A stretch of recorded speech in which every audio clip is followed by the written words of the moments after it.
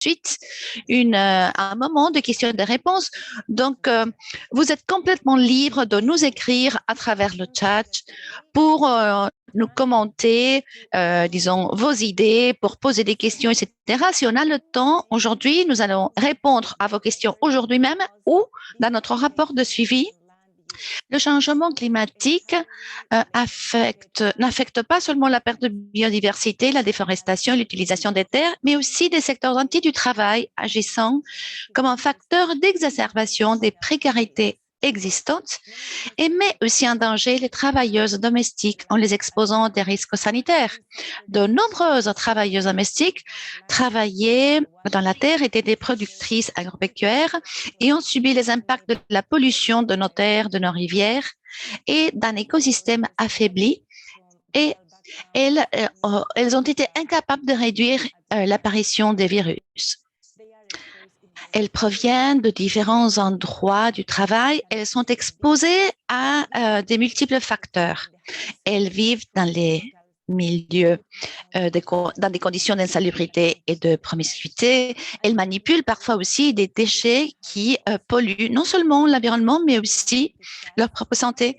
Et elles travaillent aussi en manipulant des déchets dans les ménages. Aujourd'hui, nous discutons comment il se fait que la justice environnementale soit une question du travail et quelles approches les travailleuses domestiques ont adoptées pour élaborer des liens entre le changement climatique et d'autres secteurs tels que le travail et les droits du travail et les droits des travailleurs et des travailleuses.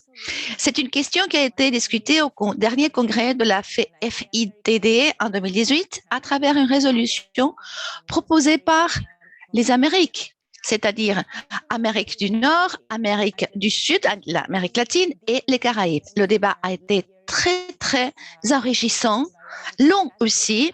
On a mis en rapport différents éléments et couches qui font de la justice environnementale le cœur même de ce sujet. C'est une question qui concerne les droits du travail.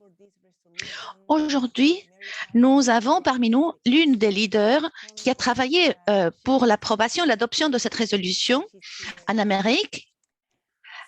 Je parle de Ruth Diaz et elle est parmi nous aujourd'hui. Donc, pour les interprètes, maintenant, je vais parler en espagnol et je vais vous présenter Ruth. Ruth, bonjour, sois la bienvenue. Merci beaucoup de nous joindre aujourd'hui. Ruth est née à Santo Domingo, en République dominicaine. Elle est née en 1978. Elle est mère de 3 enfants. Elle est actuellement la présidente de la Fédération nationale des femmes travailleuses et de la coopérative d'épargne et de services multiples de la Fédération nationale des femmes travailleuses, COP-FENAMUTRA. Elle est également directrice exécutive d'un centre de formation pour les travailleuses domestiques. Ruth a plusieurs diplômes. Elle a étudié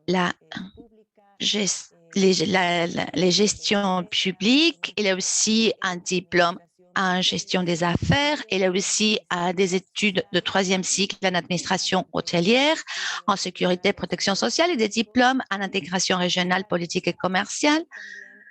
Elle a aussi étudié la sécurité sociale avec une perspective de genre et les risques professionnels.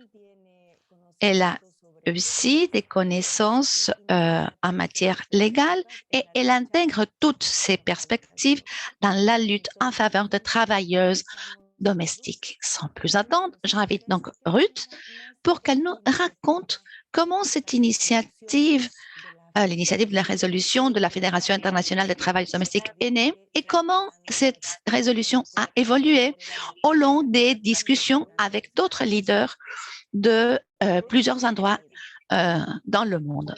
Alors, Ruth, sois la bienvenue et on te donne la parole. Merci beaucoup, Adriana. Merci beaucoup, l'équipe. Notre chère amie Liliane, partager cet espace avec vous, avec des femmes tellement importantes. Je dois remercier le bon Dieu. Je dois remercier aussi notre fédération.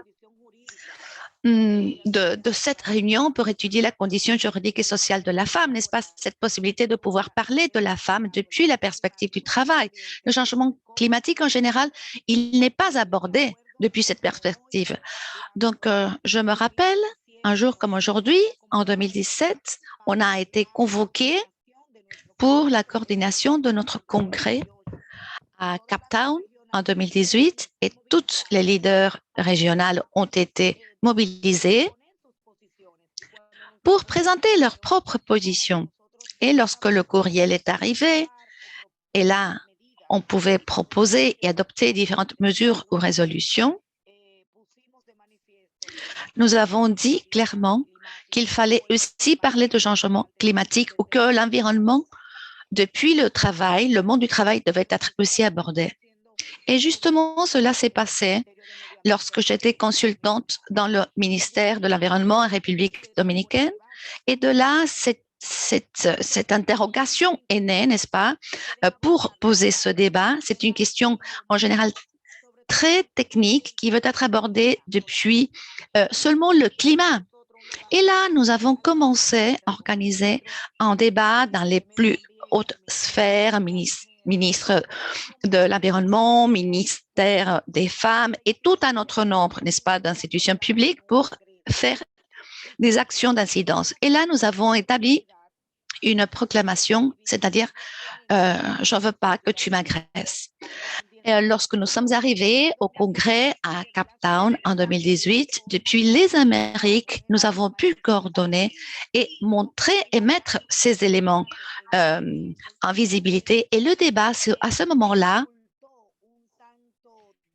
est devenu un tout petit peu, je dirais, méconnu.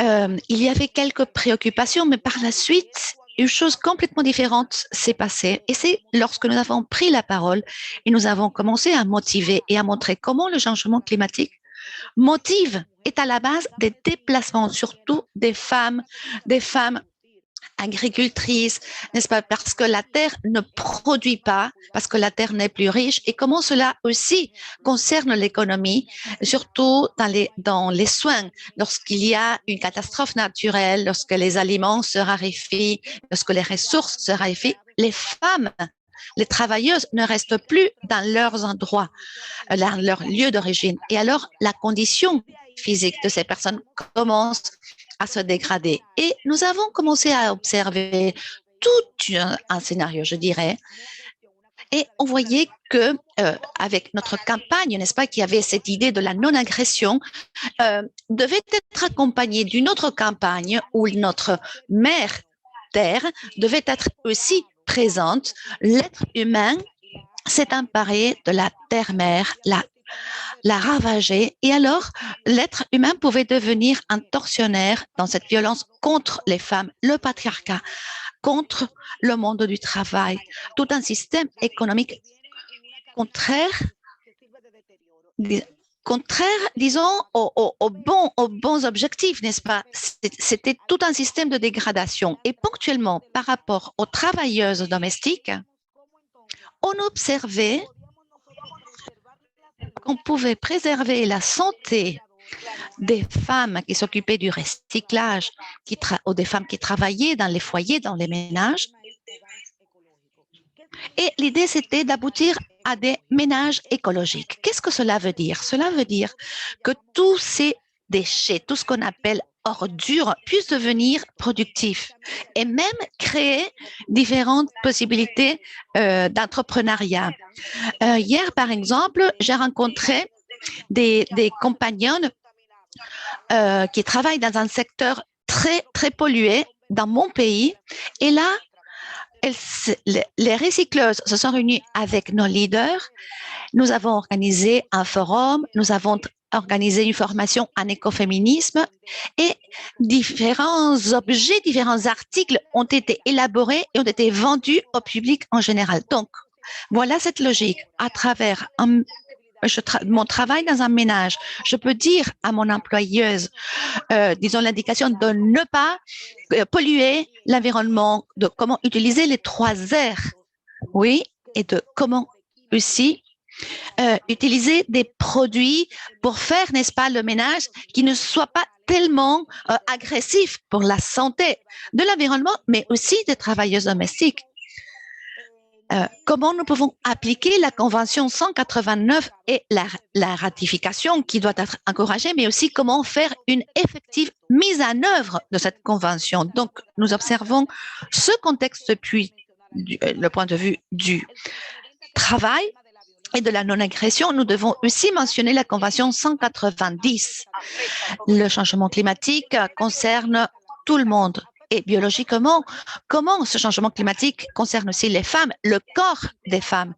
Et là, nous avons aussi la question des avortements involontaires, d'une malnutrition, n'est-ce pas? Parce que ce que nous utilisons, les produits que nous utilisons pour les cultures ont une incidence directe sur le corps des femmes travailleuses. Donc, nous parlons aussi de violence biologique, de violence dans le monde du travail, d'une violence économique, parce que quand une femme décide de se déplacer à un autre contexte, vers la ville, ce n'est pas parce qu'elle le choisit, c'est parce qu'elle doit survivre. Alors là, je rencontre aussi, disons, des environnements tout à fait inconnus, différents de ma culture, de la culture des femmes, par exemple, les aborigènes. Imaginez leur situation, n'est-ce pas?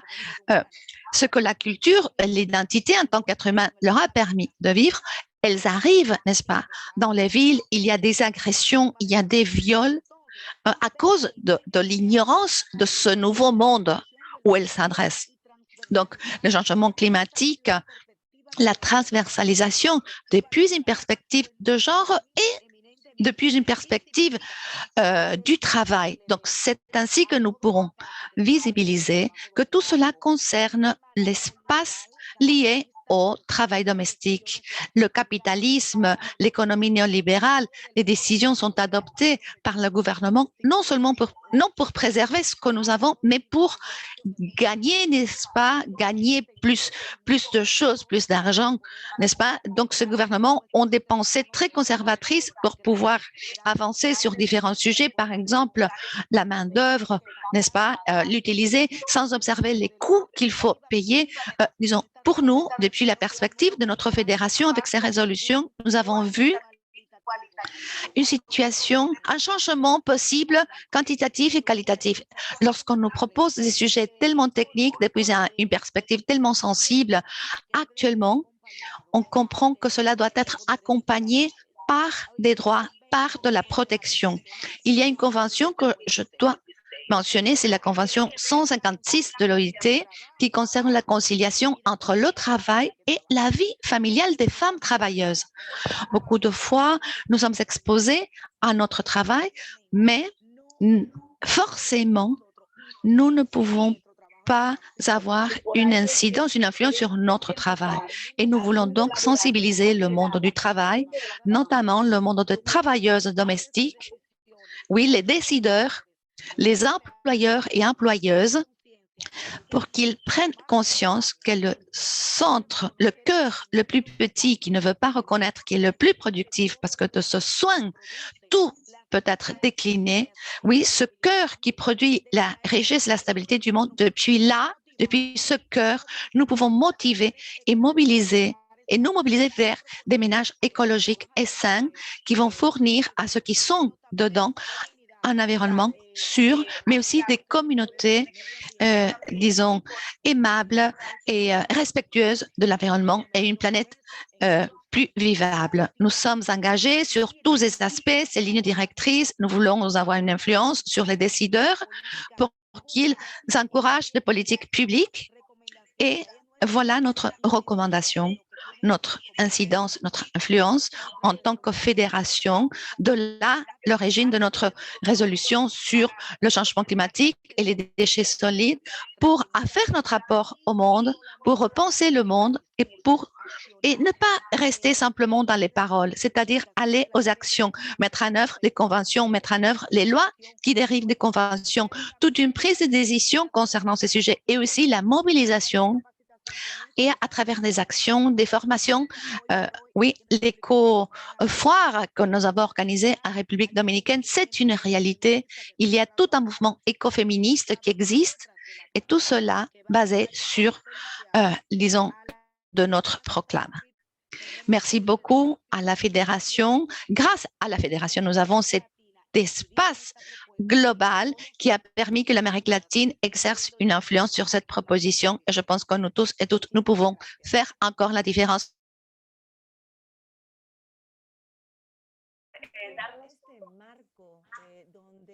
Merci Ruth de nous avoir donné tout ce cadre où tu nous expliques le débat et l'analyse si approfondie que je me rappelle que on avait déjà réalisé avec la participation des leaders de partout dans le monde. Sans doute, l'environnement est la conséquence de la dégradation de l'environnement et de l'utilisation de la terre, de, comme tu as dit, la fin, sans fin du capitalisme qui nous agrège tous et toutes. Mais ce qui est important est comment les leaders travailleuses ont pu concrétiser tout cela dans des mesures très concrètes qui sont incluses dans cette résolution. Donc, avec ce cadre et cette approche historique de comment cette résolution a été approuvée, j'aimerais inviter les autres membres du panel pour continuer ce débat si riche et qu'elles puissent nous raconter comment elles observent cette intersection, ce lien entre la vie, la réalité des travailleuses domestiques avec la justice environnementale. Donc, je vais poser une question pour toutes les membres du panel. En tant que travailleuse domestique et leader dans différentes parties du monde, quelle est l'approche unique que vous observez et que vous mettez en pratique avec ce lien entre la justice environnementale? Et pour cela, nous allons donner la bienvenue tout d'abord à Liliane de León. Liliane est une femme maya Achi. Elle a 27 ans. Elle fait partie du syndicat de Citradoms à Guatemala, le syndicat des travailleuses domestiques et plusieurs métiers. Elle est une activiste dans les droits du travail et la prévention de la violence. Elle se concentre également à comment prévenir les grossesses et les mariages des adolescentes. Et elle étudie également le droit et les sciences sociales. Elle a participé en tant que membre du panel dans plusieurs réunions au niveau national et international en ce qui concerne le travail domestique, surtout concentré sur les problèmes des femmes indigènes. Sans plus, Liliane, soyez la bienvenue et vous avez la parole. Merci, Adriana. Bonjour, bon après-midi, bonsoir. C'est où vous vous trouvez dans le monde.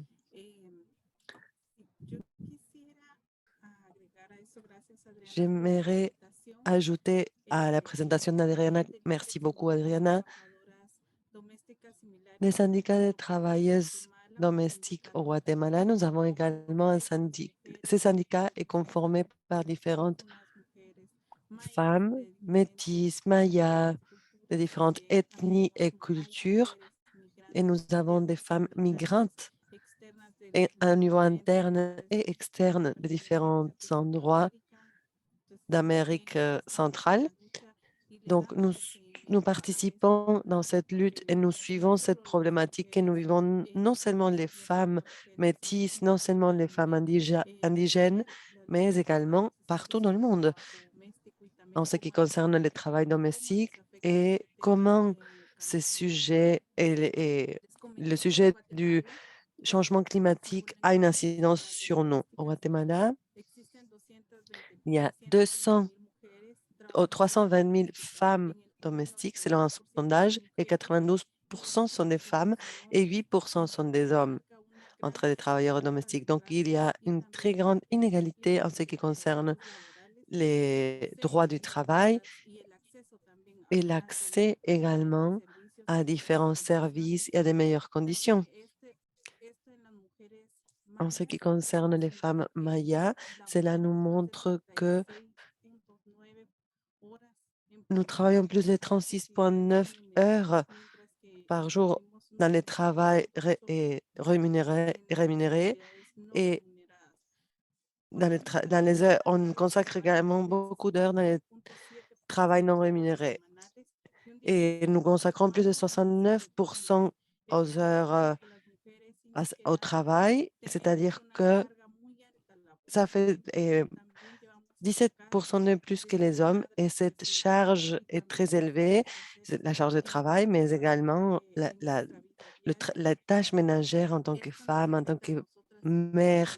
Et cela a une incidence sur nous parce que et la pandémie a amené beaucoup de conséquences pour nous, les femmes indigènes, surtout le retour à nos communautés, le retour à notre place d'origine. Et cela veut dire que cela nous affecte directement en vue du manque d'accès à des ressources économiques, à des ressources environnementales. Et il y a beaucoup d'inégalités, comme j'ai dit, un très haut pourcentage. Cette pandémie nous a appris, en tant que femmes indigènes, que nous sommes dans l'abandon total, c'est-à-dire que nous, les femmes, nous revenons chez nous sans un salaire et les femmes dans les communautés cherchent à avoir de meilleures conditions, mais cependant, elles souffrent beaucoup de discrimination, des violences, et cela a une incidence sur leur corps et sur leur esprit. Au niveau psychologique, nous voyons que les femmes indigènes sont discriminées et subissent de la violence. Nous avons eu des cas de femmes indigènes qui nous demandent comment faisons-nous depuis les syndicats pour représenter ces droits qui ne se respectent pas. Et je pense que l'État devrait garantir les droits et cependant, il ne les fait pas et il viole même ces droits au niveau pour les femmes mayas. Et cela nous montre également qu'il n'y a pas une statistique, il n'y a pas un suivi de l'état des femmes travailleuses domestiques actuellement. Cependant, nous avons observé que depuis en tant qu'activistes dans nos tâches quotidiennes, nous avons réussi à mettre à l'agenda les sujets des femmes des travail domestiques et l'accès à l'eau. Et il y a beaucoup de femmes qui sont poursuivies pour défendre l'eau dans leur territoire. Nous avons vu comment cette discrimination a lieu et comment nous accompagnons cette lutte en leur donnant plus de force, mais non seulement en ce qui concerne le travail domestique, mais aussi dans différents sujets. Nous leur donnons de force, nous les accueillons dans les communautés où nous avons une grande demande. Et c'est très triste qu'au Guatemala, on ait encore cette persécution au niveau des droits de l'homme, au niveau du territoire, où il y a eu des cas très emblématiques, où il y a eu des décès, des gens qui défendaient leur territoire. Et cela nous démontre que, en tant que femmes, nous devons être fortes, nous devons faire ce suivi et aussi nous unir en tant qu'association des femmes, non seulement les travailleuses domestiques, mais aussi les femmes indigènes, les jeunes femmes, pour avoir plus de visibilité dont nous avons besoin et que nous vivons au Guatemala. Donc, nous souhaiterons que le sujet environnemental puisse être à l'ordre du jour, c'est-à-dire que les femmes travailleuses, nous subissons également de la violence. Nous avons très peu de ressources naturelles et dans certains départements, nous défendons non seulement la terre, mais également les droits du travail qui ne sont pas justes, qui ne sont pas humains. Et nous travaillons des longues heures, des longues journées pour prendre aussi soin des aînés, des personnes majeures. Et cela nous montre qu'il n'y a pas une loi qui nous protège et que c'est très important de continuer à lutter et que l'initiative 49-81 puisse au Guatemala être ratifiée. Cela nous aiderait beaucoup, pouvoir nous positionner en tant que femmes travailleuses et également dans la défense des droits du travail des femmes en général. Et cela nous aide à la prévention de la violence, non seulement au niveau départemental et municipal, mais également au niveau des territoires où nos camarades se trouvent, pouvoir les former et que les ministères et surtout le ministère du Travail puissent prendre en compte ces situations. De nos jours, nous vivons une très haute migration des jeunes, une grande migration des jeunes qui n'est pas visibilisée. Il y a des femmes et des enfants, des jeunes femmes qui quittent les pays, qui doivent migrer en raison de la condition de vie, car en tant que travailleuses domestiques, elles ne peuvent pas subvenir à leurs besoins. Les salaires sont très bas et souvent, elles tombent malades à cause de cette situation ou elles ont aussi des problèmes psychologiques. Et elles nous l'ont dit et l'ont exprimé dans plusieurs actions que nous avons menées au sein du syndicat. Et ils nous ont expliqué que la situation au niveau du travail et les licenciements massifs qui ont lieu dans ces secteurs montrent que plusieurs d'entre elles sont tombées malades, subissent différentes maladies et elles ont même pensé à finir leur vie, n'est-ce pas, à se suicider. Donc, nous croyons que nous devons, en tant que femmes et en tant que travailleuses domestiques, nous avons besoin d'un soutien psychologique et en raison de ces situations violentes que l'on subit ou que nous font penser même au suicide, comme je disais. Donc, nous devons être unis, nous devons être fortes. Cette pandémie nous a montré que nous devons demander et exiger au ministère du Travail, au ministère de la Santé, aux différents ministères où nous pouvons avoir une influence et également à l'État qui doit garantir ses droits. Dans ce sens, nous avons également appris que l'assurance est importante pour nous, la sécurité sociale et les secteurs du travail domestique est toujours oublié et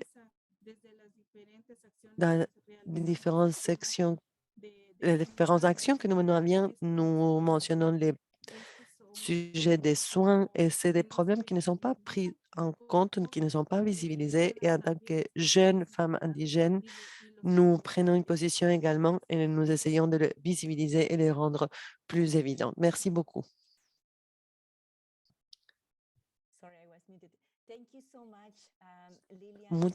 Merci beaucoup, Liliane, d'avoir partagé avec nous cette perspective unique de ce qui veut dire être une travailleuse domestique et une travailleuse domestique indigène et les différentes manières dans lesquelles la crise environnementale a une incidence sur vous en tant que femme et en tant que travailleuse domestique de manière physique, psychologique, sociale et comme vous avez très bien mentionné, tout ce que vous avez appris et tout ce que vous faites pour lutter et pour inspirer toutes les femmes, nous toutes. Merci beaucoup. Maintenant, j'aimerais vous présenter notre prochaine oratrice, qui est Aissata Tadjo, qui va nous parler sur les catastrophes environnementales qui frappent les travailleuses domestiques, leurs moyens de survie, leur vie. Elle est mère de 3 enfants. Elle a travaillé dans les secteurs domestiques depuis plusieurs années, et elle travaille et elle est la secrétaire générale de Sintobal et elle soutient le travail à Niger. Vous avez la parole. Allez-y. Aissata? Aissata, est-ce que vous nous entendez? Est-ce que vous êtes là? Nous pouvons voir votre image, mais elle ne bouge pas. Oh, et on voit que votre micro n'est pas allumé. Je ne sais pas si vous nous entendez. Peut-être vous devriez ouvrir votre micro. Est-ce que vous pouvez allumer votre micro, s'il vous plaît, si vous nous entendez? On voit votre micro éteint.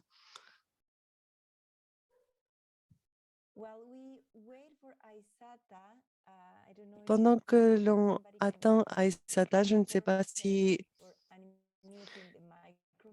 quelqu'un peut l'aider à... There you go.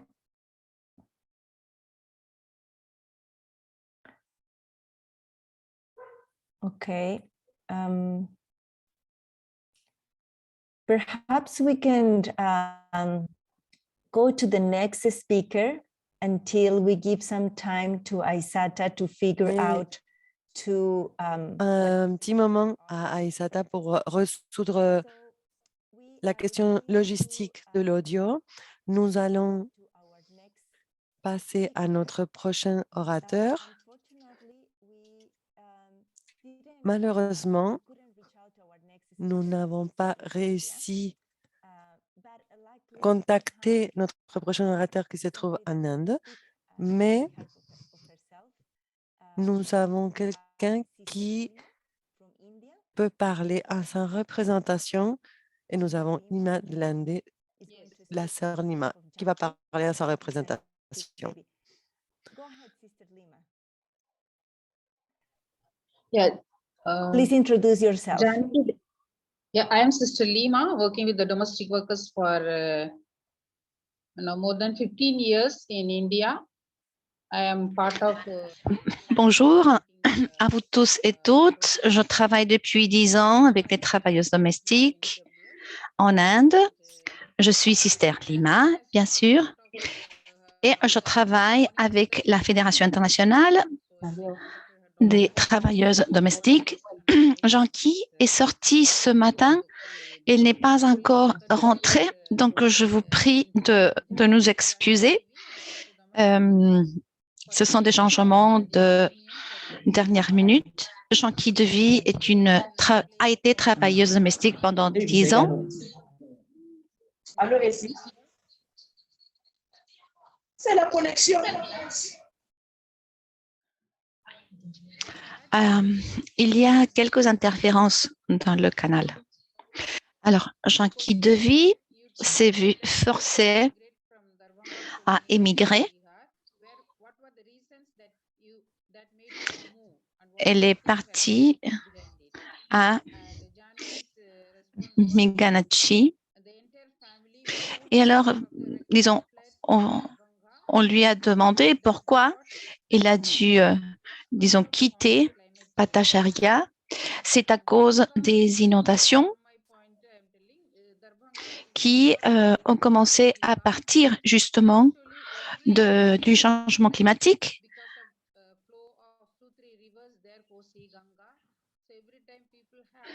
Darbhanga, en Inde, a des inondations récurrentes et, disons, assez profondes, ce qui fait justement que les personnes se déplacent vers des zones plus élevées où elles peuvent, disons, vivre et aussi travailler. Alors, il n'y avait pas beaucoup de nourriture ni de produits agricoles.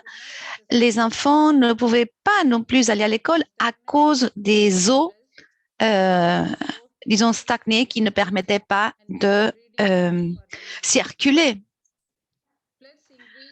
Donc, il y avait ensuite un mélange des eaux avec les eaux résiduelles et alors des problèmes de pollution ont commencé à apparaître. En plus, il y a eu aussi un processus de déforestation, l'installation aussi de certaines entreprises. Cela a empêché l'écoulement des eaux de pluie. En plus, les travailleuses, disons, abandonnent la campagne pour aller vers la ville. Dans le cas de Jean-Guy Devy, il est parti de Manigashi à Darbanga. La plupart des travailleurs et travailleuses s'installent dans les villes, mais il est assez difficile pour eux et pour elles de trouver un endroit où habiter et de pouvoir s'installer comme il faut pour pouvoir travailler. Pensez-vous que votre vie aurait été différente si vous auriez obtenu d'autres possibilités et sans devoir émigrer? Oui, bien entendu. Sans cette émigration, la vie aurait été plus facile. Dans son lieu d'origine, il y avait beaucoup de dégradation environnementale. Son peuple est un peuple qui est très éloigné de tout centre. Et alors, cela lui a provoqué une situation de non-protection. Il faudrait avoir une action plus de la part de l'État pour protéger la terre. C'est un peu ce que Jean-Guy Devy a voulu partager avec nous. Donc, si vous avez besoin d'obtenir des informations complémentaires, s'il vous plaît, vous nous le faites savoir. Les catastrophes naturelles entraînent des conséquences sur les travailleuses domestiques lorsqu'elles doivent migrer vers les villes, vers les centres urbains et vivre dans des conditions dégradantes sans droit, n'est-ce pas? Alors, merci beaucoup, Sister Lima. Peut-être que maintenant, notre sœur Aïssata a pu améliorer le son. Et alors, si elle peut nous écouter.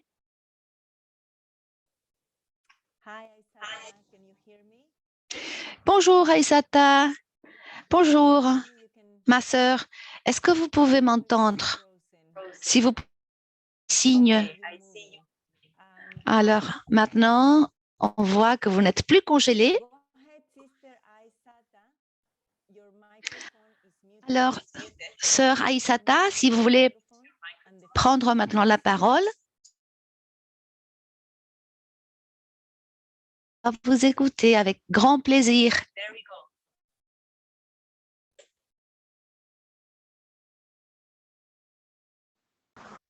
OK. C'est bon? C'est bon. OK. Donc, c'était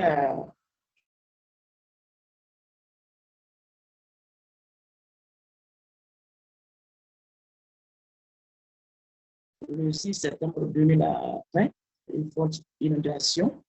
Chacun pour soi, Dieu pour tous.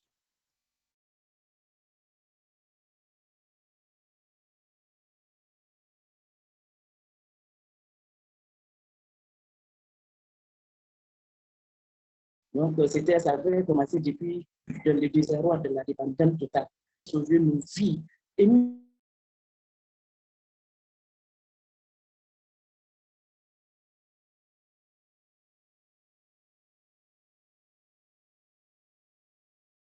même si nous le venons, où est-ce que nous allons aller en fait?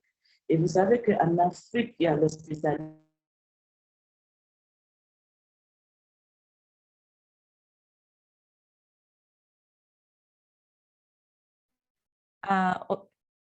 Une famille en chef, c'est pas possible. Okay, thank you. Pour que nous retrouvions refuge là où nous vivons, la vie était vraiment. Okay, it seems that Aïssata still has some problems with the audio.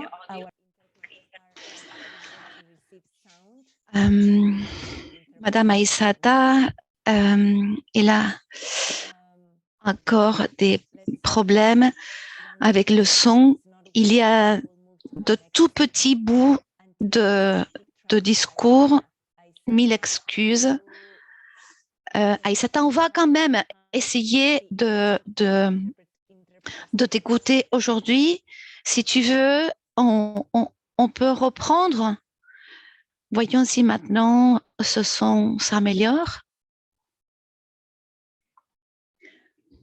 Aïssata, sœur Aïssata.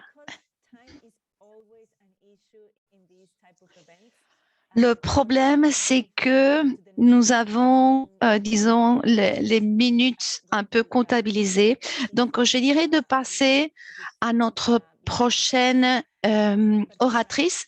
On va essayer de t'aider, Aïssata, mais depuis les coulisses pour améliorer le son. Maintenant, alors, nous allons donner la parole à Myriam, qui est une travailleuse domestique qui travaille au Liban. Elle a créé l'Alliance des travailleuses domestiques au Liban, une organisation qui travaille pour assister les travailleuses domestiques migrantes. Elle a été activiste depuis ces dernières 9 années. Alors, 9 ans, pardon. Alors, merci beaucoup. Alors, bonjour, bon après-midi, bonsoir à vous tous et toutes depuis le Liban. Un grand bonjour pour vous tous et toutes. Ah, j'adore ton chat, hein? Alors, je veux vous parler sur la crise des déchets au Liban. Vers 2015, il y a eu des manifestations face à l'absence de solution de la part du gouvernement concernant la crise des déchets provoquée par la fermeture d'une déchetterie au sud de Beyrouth en 2015. Il n'y avait pas une autre manière, n'est-ce pas, de procéder à écarter les déchets. Pendant beaucoup de semaines, on avait les ordures dans la rue et à cause des températures élevées, il y a eu, disons, des conséquences pour les travailleuses domestiques migrantes. Les ordures doivent être déposées, disons, dans la rue. C'était une fonction à la charge des travailleuses domestiques, les travailleuses domestiques migrantes, mais cela a entraîné des problèmes de santé pour les travailleuses qui étaient, par exemple, atteintes de l'asthme ou de problèmes cardiaques, parce que ces femmes-là vivaient même à côté de la déchetterie. Moi, j'en suis un exemple parce que j'habite à côté de la déchetterie. Et il y a vous imaginez des rats, des insectes, des petites bêtes. Enfin, un autre problème qui vient se combiner, c'est la pénurie d'eau. Nous n'avons pas d'eau ni pour faire le nettoyage de la maison, ni pour, par exemple, prendre une douche. Et alors, les travailleuses domestiques migrantes, nous avons fait une manifestation avec les ONG locales. Moi, j'y ai participé avec d'autres travailleuses domestiques migrantes. Nous nous sommes manifestés parce que là où j'habite, c'est à côté d'une déchetterie, justement, tout près de Beyrouth. Mais en même temps, le problème, le problème a eu un début des solutions, mais ce même problème recommence à apparaître. Pendant ces 2 dernières années, les travailleuses domestiques ont retrouvé beaucoup de problèmes dans ce pays, le Liban, notamment concernant l'économie, à cause aussi de l'économie de la COVID-19. Alors, le traitement des déchets au Liban, c'est un problème grave, surtout parce qu'il n'y a pas de méthode alternative. Oui, il n'y a pas, par exemple, de recyclage ou de récupération.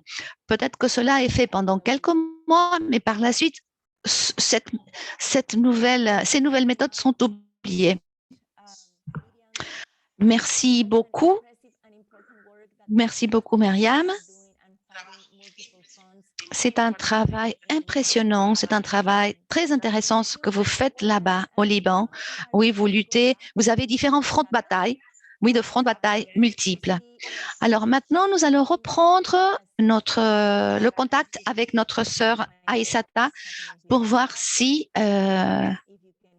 finalement elle peut nous faire partager avec nous le contexte de son pays. There is Aïssata. Aïssata, vous êtes là. Le microphone est encore fermé. Aïssata, si vous pouvez l'ouvrir, on pourra encore Oui, faire je suis là. essai. Ça peut aller?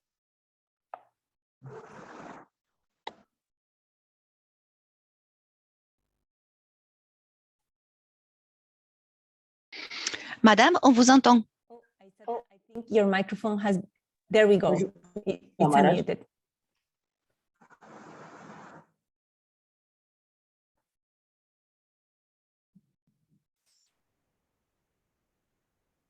Go ahead, Aisatu. Aïssata, on vous entend.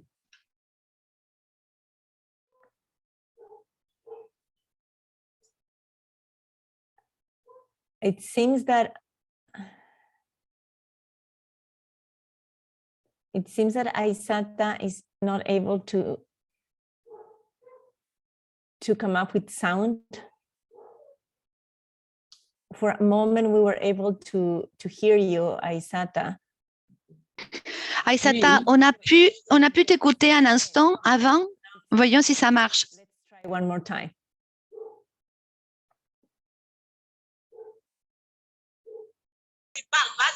Ok, donc c'était en 2020.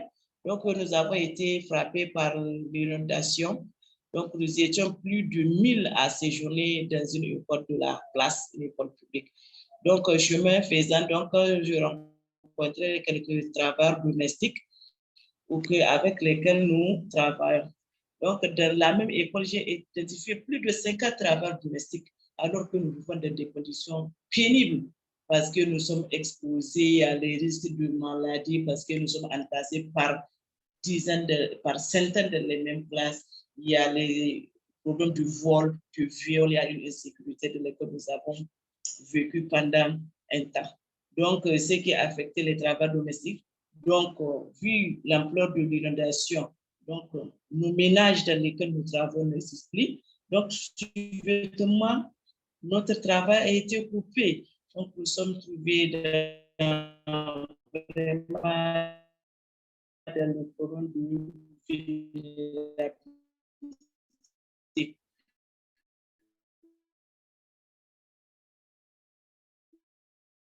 donc, il n'y a pas à manger.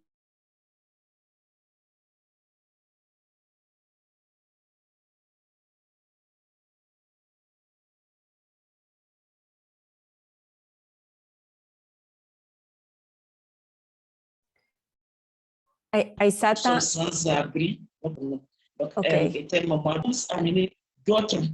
Et malheureusement, ça n'a pas porté les besoins de la famille. Donc, vous voyez comment nous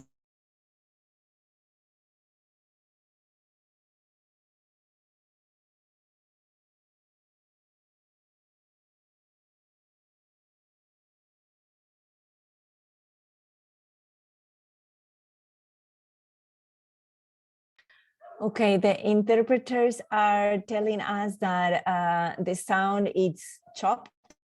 Aisata, Aïssata, le son est très entrecoupé et il y a simplement quelques petits bouts de mots. Et alors, il est difficile d'organiser une phrase ou de comprendre exactement le sens de ce que vous voulez dire. Mille excuses, Aïssata. Et maintenant, le microphone est en silence. Donc, on ne pourra pas vous suivre. Il y a des images qui passent. C'est ça ce que nous voyons. Mais malheureusement, on ne vous entend pas.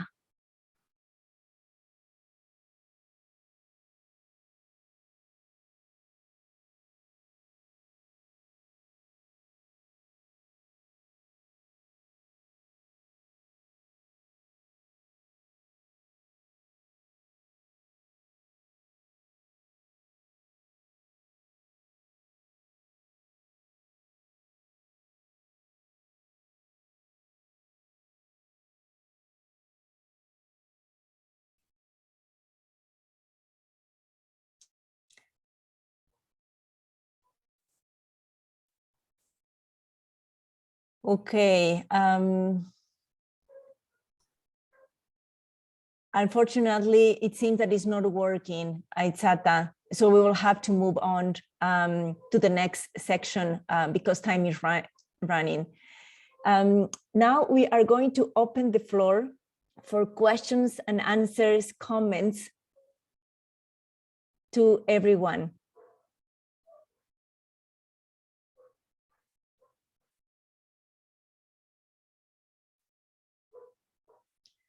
Abrimos el micrófono para preguntas, comentarios.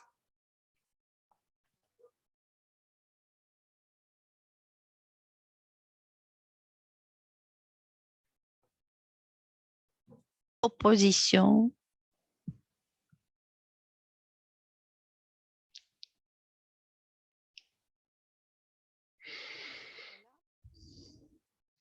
Sí.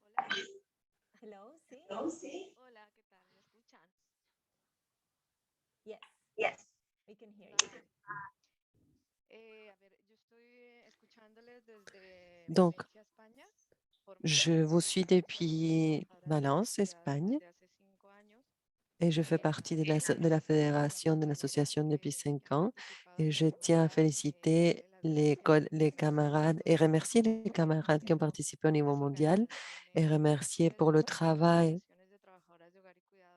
que toutes les associations de travail domestique, travail domestique de soins font en Amérique latine et pour toutes leurs actions, tout leur travail. Pour moi, c'est vraiment une nouvelle perspective en ce qui concerne le traité du changement climatique et comment cela a une incidence sur nous. Je pense que c'est très important de l'inclure dans notre ordre du jour pour le travailler, comme tous mes camarades ont mentionné.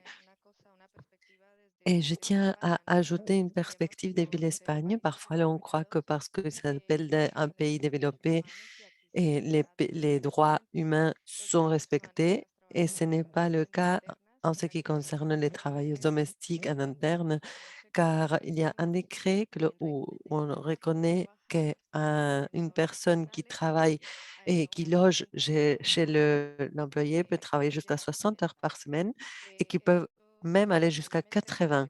Malheureusement, cela est conçu comme quelque chose de mal. Et ce que nous faisons ici, nous travaillons maintenant pour récupérer, pour ratifier la Convention 189 de l'Organisation internationale du travail. Et c'est pour cela que ce décret de 2011 existe. 95% des travailleurs domestiques en Espagne sont des femmes. Et de ces 95%, plus de 50% sont des femmes migrantes. Et nous en sommes sûrs qu'on est beaucoup plus nombreuses parce qu'il y en a plein qui ont la nationalité espagnole, mais d'origine migrante. Nous avons également des sans-papiers qui ne sont pas inclus dans ces chiffres. Voilà pourquoi on dit que ce pourcentage est beaucoup plus élevé. Et tout cela a une incidence sur la loi des étrangers. Oui, vous m'entendez? Yes. Allez-y, s'il vous plaît. Oui. Comme je disais, cette loi pour les étrangers permet qu'une personne puisse être 3 ans ou plus dans une situation irrégulière, c'est-à-dire que cela vulnère les droits du travail des travailleurs domestiques et des travailleuses de soins, car il est impossible de trouver un autre emploi si on n'a pas nos papiers en règle, n'est-ce pas? Et c'est ce que je tenais à dire. Merci beaucoup. Merci pour cette opportunité de m'exprimer et courage et encore merci. Thank you so much, sister from Spain. Sorry, I can't see your Merci name, beaucoup. Je ne vois pas votre prénom sur mon écran, mais merci beaucoup à notre camarade d'Espagne. Nous avons quelques questions dans la messagerie. La première qui vient du Mexique. Merci Liliane pour votre présentation. Et cela nous mène à cette condition de déprotection. lorsque l'on doit gérer des produits chimiques dans notre travail. Nous avons Marcela également qui a la main levée. Yes, go ahead, Marcela. Marcela, est-ce que vous êtes là? Allez-y, s'il vous plaît. Okay, I don't see Marcela. Je ne vois plus Marcela. Anymore. Perhaps we can move on to the next question in the chat box. And Nous pouvons peut-être passer we're going à to la see prochaine Marcela question Pascuala. qui apparaît sur la messagerie. No te entiendo lo que me Peut-être preguntas. Marcela va revenir plus tard. Si tengo alguna pregunta. Yes, Marcela, Oui, I saw your hand. oui, Marcela, j'ai vu votre main levée.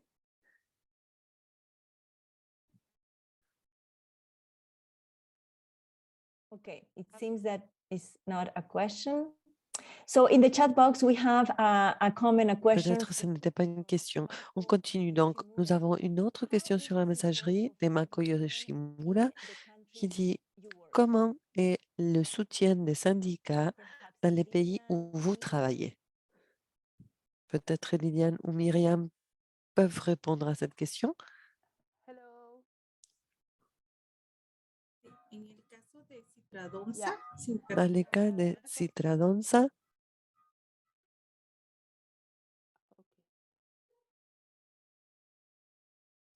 en el caso de Citradonza, Guatemala, apoyamos a las mujeres nous soutenons les en un área femmes legal, un depuis área de un formación. secteur También légal apoyamos un área humanitaria.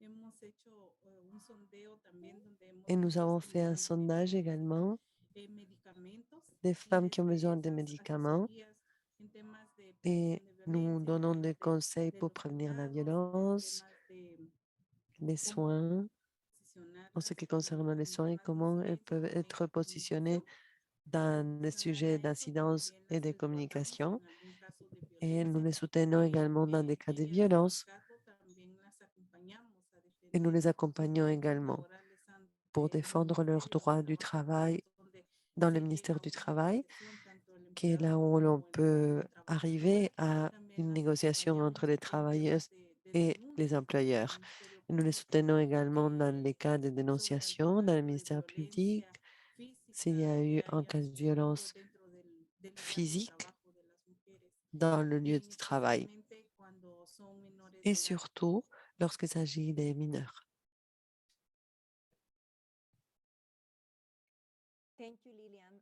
Merci, merci Liliane. Like a second part of the same Il y a question, une that deuxième says, partie de cette how question effective qui support dit and/or cooperation by international est-ce qu'il y civil a society? un I guess soutien maybe Miriam ou une or coopération Sister Lima efficace de would la like part to de la address this société question. civile? Peut-être Myriam Hello again. Hi. ou go ahead. Sœur Lima So souhaiterait I répondre à handle cette that question? question as a co-founder of the Alliance of Rebonjour. Migrant Domestic Workers. Donc, We en tant also que support our cofondatrice fellow de migrant domestic l'Alliance workers in des the travailleuses different domestiques assignments like migrantes au distributing Liban, relief nous soutenons foods, nos camarades dans medicines, la distribution and d'aide, d'assistance, diagnosis and de mental médicaments, health de différentes for aides en général, migrant domestic workers who have le children lait and Lebanese. pour les petits, And also pour les travailleuses as migrantes qui ont ici, des as enfants ici au migrant Liban. domestic Et here, we also provide également, en tant que in the travailleuses workshops domestiques and migrantes share ici, awareness to all nous migrant domestic workers proposons in all nationalities. So this is des the ateliers efforts that we are doing here et in Lebanon. prendre conscience collectivement avec les autres travailleurs domestiques Thank de you toutes so les much, nationalités. C'est ce que nous faisons ici au Liban. Miriam. Merci, merci beaucoup Myriam. I am looking if Sister Lima. Yeah. Sister Lima, In si vous India, avez encore des we are commentaires. really, support the domestic workers, especially during this COVID period. Oui, The en migrant Inde, workers, nous industry migrant soutenons workers were much également more safer because nous they avons were with their soutenu families les for travailleuses 24 domestiques lors hours. de la pandémie et les travailleuses Safer means migrantes they were safer sont from the other parmi side, et they were au not sein des overworked, they foyers were overworked. et elles étaient plus en They didn't sécurité need any help, but the other pendant workers la were pandémie. strict Mais migrant workers, il y avait like des risques également. traveling from rural areas to the urban. Donc, So ils n'avaient pas domestic peut-être workers who are the members besoin de autant d'aide, mais peut-être des travailleuses comme Jackie qui viennent des zones rurales, elles ont reçu plus d'aide, plus d'assistance. Et nous avons pu donner des aides avec des éléments de protection personnelle, des médicaments, de masques. On les a aidés également à trouver l'assistance médicale lorsqu'elles tombaient malades. Et tout cela a été réalisé en 16 États de l'Inde. En ce qui concerne les travailleuses climatiques, les travailleuses migrantes, les changements climatiques, les travailleuses migrantes sont affectées spécifiquement parce qu'elles font partie des tribus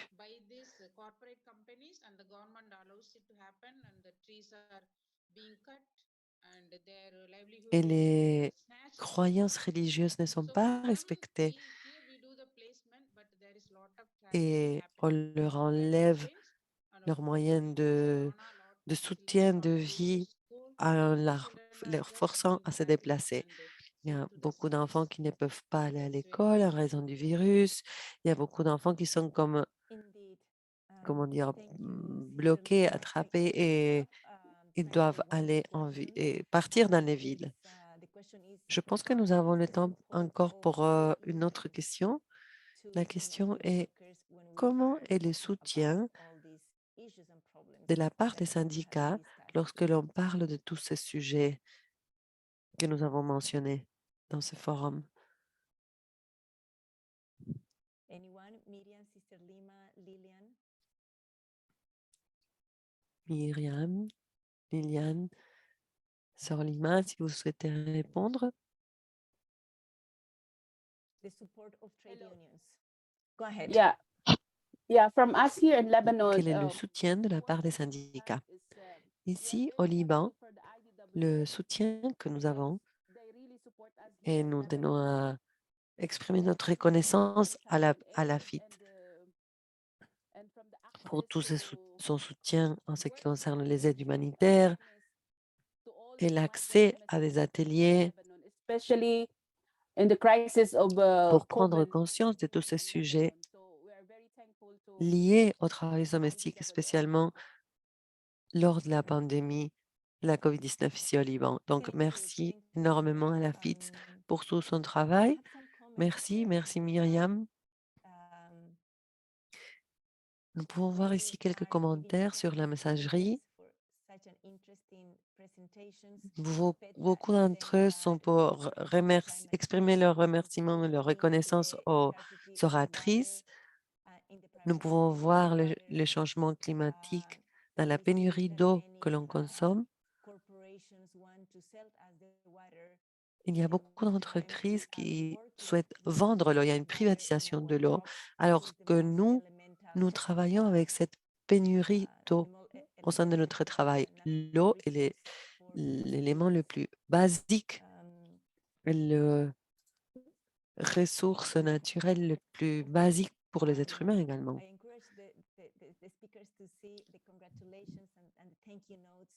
Très bien, donc j'encourage nos oratrices à regarder le chat pour que vous puissiez voir toutes ces félicitations et remerciements à vos interventions. Notre prochaine oratrice va nous donner une approche, un point de vue de la part d'un mouvement social très important qui travaille sur tous ces sujets. Marisa Cattanino est notre oratrice. Elle appartient au mouvement de travailleurs du recyclage et elle va nous parler de l'approche de traitement de déchets dès l'intérieur de ce travail et du mouvement des recycleurs au niveau mondial. Marisa, vous avez la parole. Bonjour, merci beaucoup. C'est un vrai plaisir de pouvoir être ici parmi vous et partager avec toutes ces femmes qui font un travail exceptionnel. Et c'est à moi maintenant de partager avec vous le travail des femmes qui travaillent avec les déchets, cartoneras, comme on dit en espagnol. Et c'est très habituel parmi les femmes parce que les tâches de soins que nous toutes menons à bien, qui ne sont pas rémunérées, sont l'une des luttes du féminisme en général. Et nous devons toutes nous battre pour nos droits. Toutes les femmes, nous devons réunir nos forces et pour notre lutte dans une militance d'environnementalisme populaire, social, au sein desquels nous, en tant que femmes, nous avons un grand rôle à jouer. J'entendais mes camarades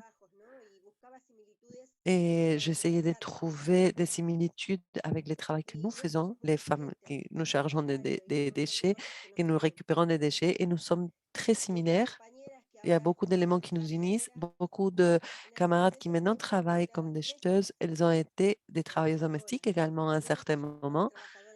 J'aime bien ce terme travailleuse domestique, comme moi j'aime bien m'auto-dénommer travailleuse des déchets, n'est-ce pas? Cartonera. Et il y a encore beaucoup de victoires et des luttes à mener, des victoires à obtenir. Et j'aime bien les termes qu'utilisent les peuples français qui appellent notre planète notre maison commune. Et nous prenons soin de nos rues et les travailleuses domestiques prennent soin de foyers. Et c'est là où les similitudes commencent. Les travailleuses, nous rendons un service à la communauté. Et depuis ma place en tant que cartonera au travail des déchets, que maintenant je suis je travaille dans la promotion environnementale depuis mon rôle et l'essence de notre travail reste la même. Et je pense à notre rôle, l'importance de notre rôle, de tout ce que nous faisons dans notre journée de travail. Nous nous levons, nous préparons le petit déjeuner, nous nous occupons de nos familles, nous préparons notre char, notre chariot, nous devons amener nos enfants à l'école. Et notre travail commence en tant que récupératrice des déchets. Et la plupart des camarades amènent leurs enfants à une école où leurs enfants puissent être toute la journée pour que leur mère puisse travailler toute la journée. Et nous parcourons la ville à la recherche de ces matériaux de récupération et on revient avec tout ce matériel et on repart encore une fois jusqu'au moment où il faut aller chercher les enfants à l'école. On rentre à la maison et le travail continue. Il faut aider les enfants avec leurs devoirs, il faut penser au repas, il faut faire le ménage. Donc, il n'y a pas vraiment une différence entre les unes les autres. Les travailleurs domestiques doivent aussi s'occuper de leur ménage après une longue journée de travail et c'est très fatigant. Dans notre cas, c'est pareil.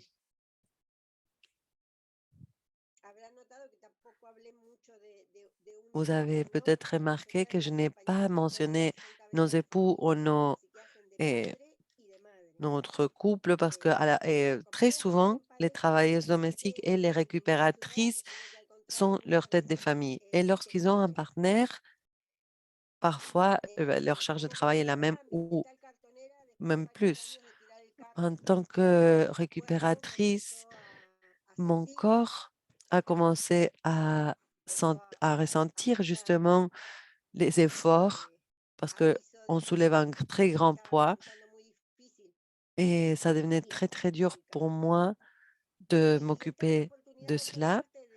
Et j'ai eu l'opportunité de faire partie le programme de promotion environnementale. Et c'est comme cela que j'ai commencé mon travail de communiquer et expliquer et enseigner les tri des déchets à l'origine, parler de l'importance de notre travail en tant que récupérateur et récupératrice. Les connaissances que j'ai acquis, je les applique en tant que promotrice et la différence entre un rôle et l'autre en tant que récupératrice ou promotrice, j'ai un salaire, j'ai un horaire fixe, j'ai une mutuelle, je peux rentrer chez moi et je peux m'occuper de mes petits-enfants. Parce que mes enfants sont grands maintenant, je peux prendre du temps qu'avant je devais consacrer à continuer la récupération. Je peux maintenant consacrer ce temps à étudier, à pouvoir grandir, avancer, faire des progrès. Il y a beaucoup de mes camarades qui ont pu continuer leurs études, qui est tellement important non seulement pour soi-même, mais pour pouvoir,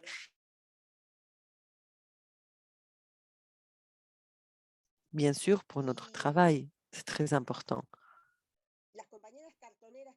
Et les camarades récupératrices qui sont également organisées et qui travaillent au sein de la coopérative ont aussi cette possibilité d'avoir un horaire fixe, de pouvoir rentrer chez elles. Bien sûr, nous devons nous occuper du ménage, mais nous pouvons nous organiser autrement.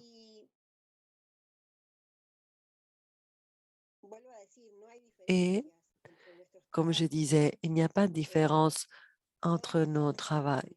Nous travaillons pour notre dignité, pour notre égalité des droits économiques également. Et j'aime beaucoup le travail qui fait notre syndicat, Anthem, qui est conformé par plusieurs branches. Moi, j'appartiens à la branche des récupérateurs et récupératrices, mais il y a une branche socio-communautaire où beaucoup de femmes, quelques-unes d'entre elles récupératrices et d'autres qui font partie de l'économie populaire, elles prennent en charge les différentes tâches de soins qui ne sont pas rémunérées. Et les camarades, lors de cette pandémie,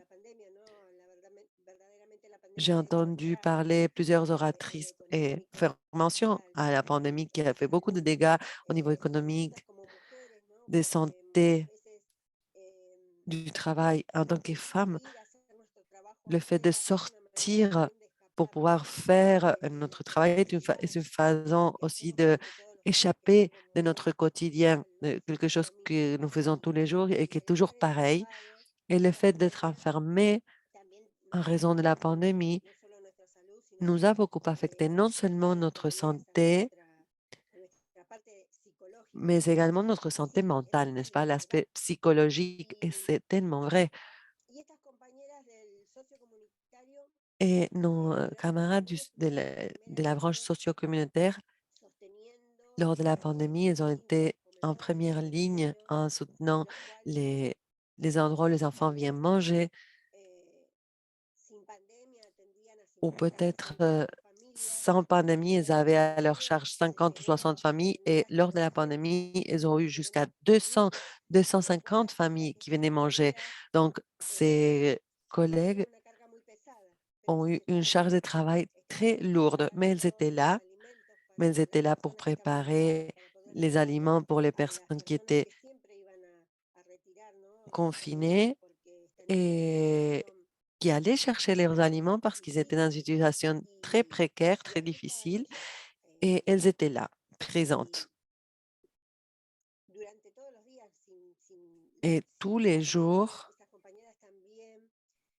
même quand il n'y avait pas de pandémie, elles prenaient en charge nos enfants en leur donnant le goûter et également en les aidant avec leurs devoirs et aussi dans leur récré et en attendant que leurs parents viennent les chercher.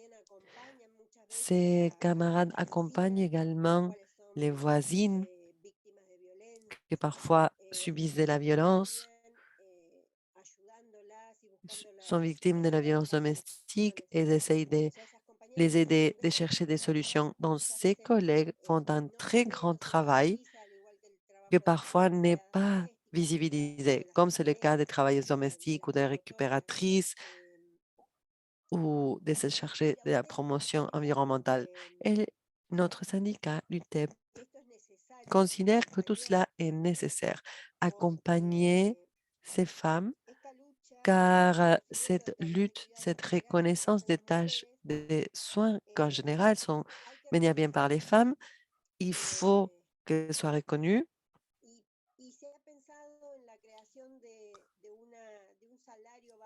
Et nous avons pensé à la création d'un salaire basique universel que toutes ces femmes pourraient toucher, toutes ces femmes qui sont chargées de travail de soins, au moins jusqu'au moment où ils puissent avoir un salaire formel, comme ça devrait être le cas pour le travail qu'elles font. Et pour conclure, parce que je sais que le temps est limité, en tant que récupératrice et chargée de la promotion environnementale, nous pouvons avoir avec les travailleuses domestiques un lien grâce auquel nous pouvons contribuer nos connaissances en ce qui concerne les tri, le recyclage, pour qu'ils puissent l'appliquer dans les ménages. Et comme ça, elles pourront participer également avec le recyclage, qui est une activité si importante, est une activité grâce à laquelle les différentes problématiques environnementales qui existent puissent être. On peut faire face à ces problématiques. Les changements climatiques est un phénomène très fort et les conséquences de ces phénomènes sont très importantes. Les migrations, les inondations et, comme cela a été mentionné, les migrations surtout sont la conséquence des changements climatiques et ça affecte surtout les femmes à 80%. Donc, nous sommes vulnérables face à ces changements climatiques. Il faut que l'on travaille ensemble, unis, dans cette lutte et penser à un environnement qui est une inclusion sociale, qui soit inclusif pour toutes les femmes, pour qu'on puisse cohabiter dans un environnement plus sain. En tant que femme, je pense que nous avons le potentiel de mener une lutte forte, solide. Et comme je disais, il n'y a pas de différence entre les travaux que nous réalisons. Voilà pourquoi c'est très important d'être liés et travailler ensemble. Merci beaucoup. Thank you so much, compañera Marisa. Thank you so much for Merci beaucoup, chère sœur Marisa Catarignon.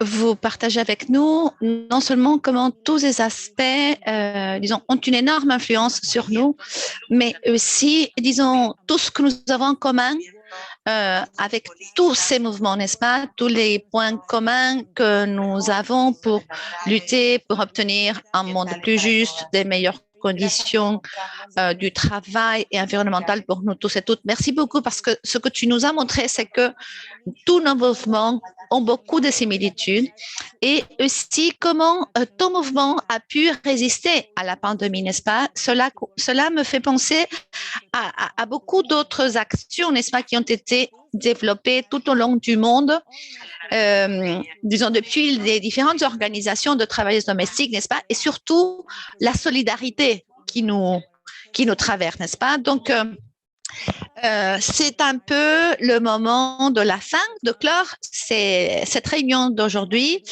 J'aimerais donner la parole à notre présidente, Myrtle Whitboy, pour qu'elle fasse la clôture de cet événement, mais surtout pour qu'elle pose les bases pour pouvoir continuer à lutter, nous toutes ensemble. Alors, notre présidente, Mertel, on vous donne la parole. Je suis là. Bonjour, bon après-midi, bonsoir à vous toutes. Je suis très bien impressionnée par, disons, toutes les présentations que j'ai entendues aujourd'hui, toutes les connaissances que nous avons et que nous partageons. Nous savons très bien comment nous pouvons parler sur ce sujet, la manière dont le changement climatique a une incidence sur nos vies. Le changement climatique nous apporte des inégalités, de la pauvreté et toute une série de questions qui concernent aussi la nutrition, l'alimentation, l'eau. Et tout cela concerne de tout près les travailleurs domestiques. Donc, il est très important d'inviter les travailleurs domestiques à cette discussion pour qu'elles partagent leurs problèmes, pour qu'on puisse développer des programmes ensemble, oui, en faveur de l'autonomisation de ces travailleuses.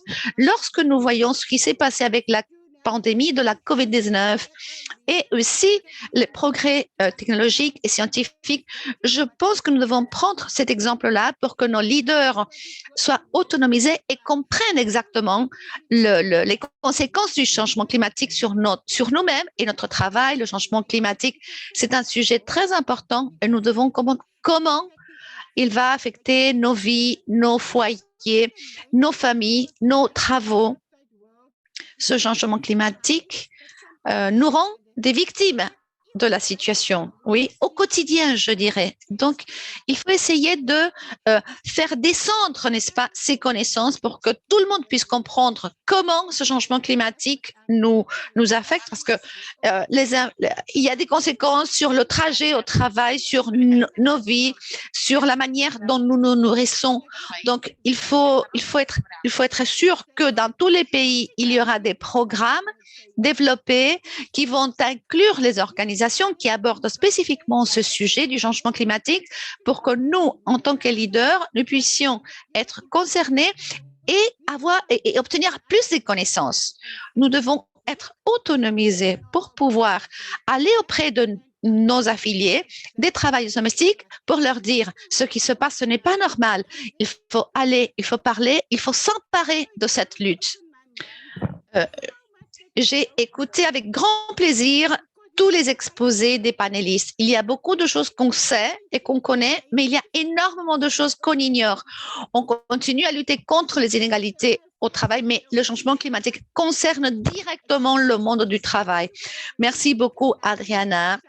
Tu as été une modératrice fantastique. Merci beaucoup aux panélistes. Vous nous avez appris énormément de choses et merci beaucoup à Rola. Je vois là Elisabeth, Lucie, en tant que panéliste. Je pense qu'il est très important d'entrer dans ce nouveau monde avec les travailleuses domestiques, mais disons, munis de plus de connaissances pour pouvoir mieux comprendre comment nos vies se voient affectées par tous ces changements. Merci beaucoup à vous toutes. Merci beaucoup aux panélistes. Merci beaucoup. Je sais que c'est dimanche aujourd'hui, alors c'est un double remerciement, oui. Merci beaucoup, Mertel, pour tes propos qui sont toujours, n'est-ce pas, des propos d'inspiration. Alors, nous allons continuer à lutter en tant que travailleuses domestiques. Les récupératrices des déchets vont continuer à lutter. Je dirais, poursuivons la lutte des femmes. Merci beaucoup à mes collègues. Merci beaucoup aux panélistes et au public en général. Bonne journée à vous toutes. Je vois que tout le monde est encore là, que vous voulez pas partir. C'est un peu ce qui nous arrive, n'est-ce pas, toujours quand nous organisons ce type de réunion. Mais vous pouvez nous dire au revoir, à la prochaine, c'est sur le chat ou disons, vous faites un petit signe. Oui, il faut toujours rappeler que nous ne sommes pas seuls, que nous sommes ensemble, que la lutte continue et que ensemble tout sera plus facile à faire. Merci beaucoup.